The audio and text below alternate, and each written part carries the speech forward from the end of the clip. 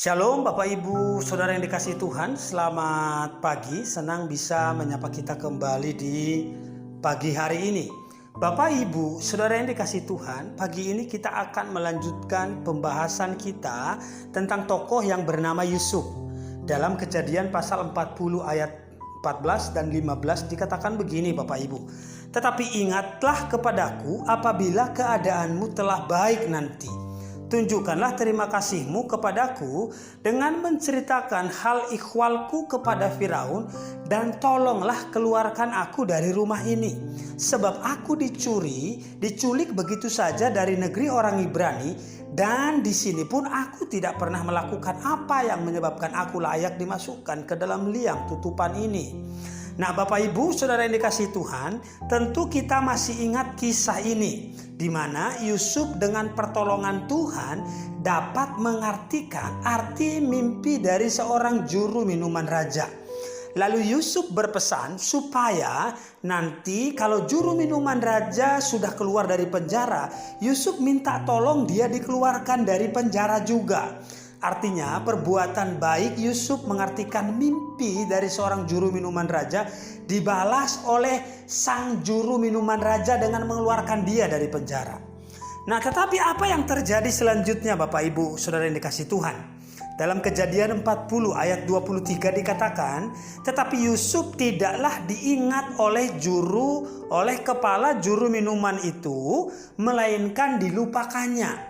Nah menarik sekali Bapak Ibu, kalau kita baca ayat ini, ternyata Yusuf dilupakan oleh juru minuman raja. Ketika dia ada di luar penjara, sama sekali dia tidak mengingat perbuatan baik Yusuf. Dalam Kejadian 41 ayat 8-9, di sini baru Yusuf diingat oleh juru minuman raja. Dikatakan begini Bapak Ibu, pada waktu pagi gelisahlah hatinya, lalu disuruhnyalah memanggil semua ahli dan semua orang berilmu di Mesir. Firaun menceritakan mimpinya kepada mereka, tetapi seorang pun tidak ada yang dapat mengartikannya kepadanya. Lalu berkatalah kepala juru minuman kepada Firaun, hari ini aku merasa perlu menyebutkan kesalahanku yang dahulu. Nah di pasal yang ke-41 ini, Yusuf baru diingat oleh sang juru minuman raja. Dia menceritakan bahwa dulu dia pernah ditolong oleh Yusuf.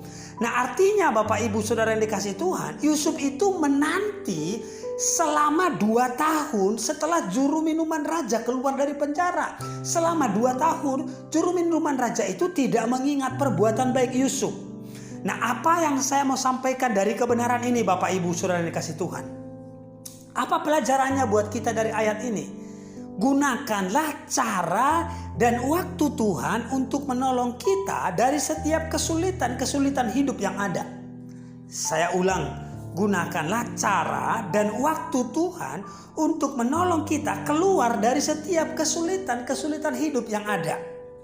Yusuf dia coba gunakan caranya, dia coba gunakan kekuatannya untuk mengeluarkan dia dari penjara. Waktu dia berhasil mengartikan mimpi dari seorang juru minuman raja, dia katakan, sebagai bentuk terima kasihmu nanti tolong jangan lupa ingat saya, bantu saya keluar dari penjara ini.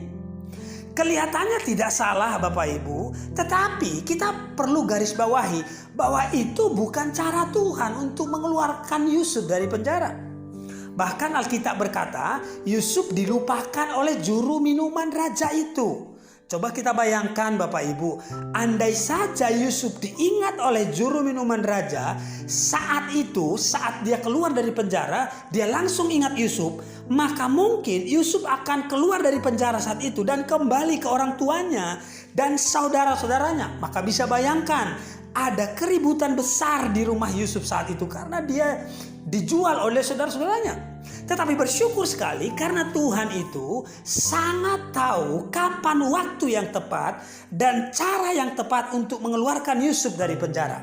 Saya ulang Bapak Ibu, Tuhan itu sangat tahu kapan waktu yang tepat dan cara yang tepat untuk mengeluarkan Yusuf dari penjara.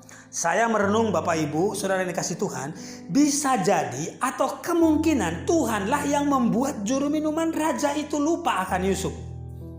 Karena bahaya sekali kalau dia ingat Yusuf dan saat itu keluar, maka Yusuf akan pulang kampung dan dia tidak pernah melihat mimpi-mimpinya terjadi atas hidupnya.